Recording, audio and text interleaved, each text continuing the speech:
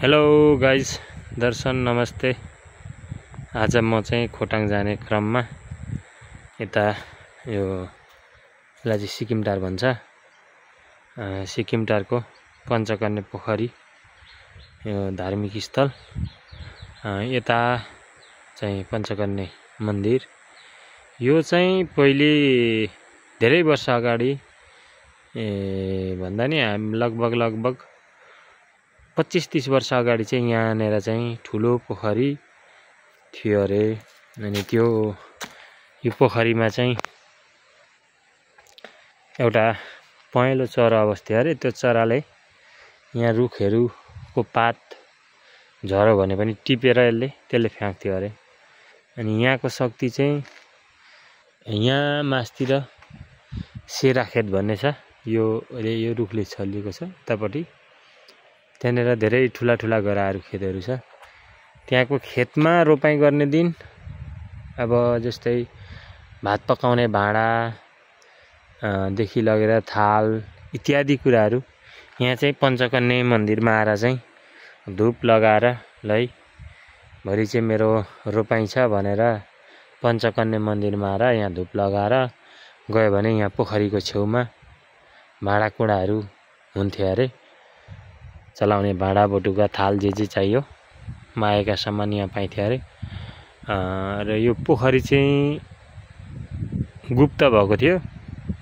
यो लगभग 4-5 वर्ष अगाडि फेरि यहाँ पोखरी बनाउनु पर्छ भन्ने यहाँका वडा अध्यक्षको रोबरमा पोखरी खन्ने क्रममा र खोटाङ जिल्लाका माननीय सांसद विशाल भट्टराईको प्रतिनिधित्वमा यहाँ खन्ने क्रम भयो। र खन्दाखेरि पनि यहाँ दुर्घटना भयो भन्ने सुनेको थिएँ मैले। यहाँ चाहिँ जेसीबी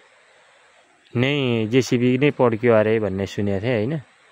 त्यस पछाडि अब कसरी गरियो, यहाँ खोलाबाट पानी ल्याएर फेरि यहाँ लगाएर जे होस् एउटा यो चाहिँ बनाइएछ। जस्तै पहिलेको जस्तो नेचुरल छैन भए पनि यो नेचुरल नभए पनि यो बनावटी भए पनि यहाँनिर थियो पोखरी। यसको हामीले संरक्षण गर्नुपर्छ भनेर यहाँ एउटा पोखरीको पनि यो गरिएछ। र यहाँ बोर्ड पनि देख्न सक्नुहुन्छ, धार्मिक आस्थाको धरोहर पञ्चकन्या पोखरी मन्दिरको दर्शन गर्नुभएकोमा भक्तजनहरूको मनोकामना पुरा होस् भनेर यहाँ एउटा बोर्ड टाँसिएको रहेछ। अनि यहाँ चाहिँ दुईटा हाँस पनि बस्थ्यो अरे। मैले धेरै अगाडि सुनेको कथा, यहाँ यता तराईबाट सिराबाट एउटा इन्जिनियर आयो अरे र यहाँ के अरे यहाँ चाहिँ लु के चाहिँ देखाउँछ तिम्रो मन देउताले भनेछ अरे। अन्त त के हेर्छस् भन अरे भनेछन् अरे यहाँको पुजारीले त्यसो भनेपछि लु मलाई बाघ हेर्न मन छ भने अरे। बाघ यसो त्यहाँ धुप लगाएपछि चाहिँ यहाँ चाहिँ त्यति धेरै शक्ति अरे क्या पञ्चकन्या मन्दिरको चाहिँ। यहाँको चाहिँ धेरै शक्ति। अनि बाघ हेर्छु भनेपछि धुप लगाएर लु बाघ देखाइदिनु अरे भनेपछि बाघ निस्केपछि एकछिनबाट यो चाहिँ बुवाखोलो हो। यो देखिराखेको छ, बुवाखोलो बगिरहेको छ। यहाँबाट गएर एक घुम्ती तल गएपछि दुधको सीमा मिसिन्छ। र यहाँ यो खोलो जस्ट तरिसकेपछि त्यो चाहिँ खुन छादेर मरेको थियो अरे भन्नेसम्म कथा मैले सुनिरहेको थिएँ यहाँको होइन।